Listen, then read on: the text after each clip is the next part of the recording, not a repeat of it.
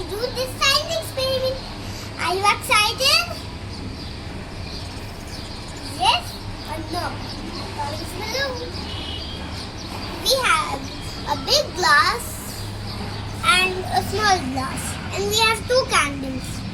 And which one do you think from which one flame will go and from which one flame will stay? Let's see. We have already both the glasses together. Let's see which one stays.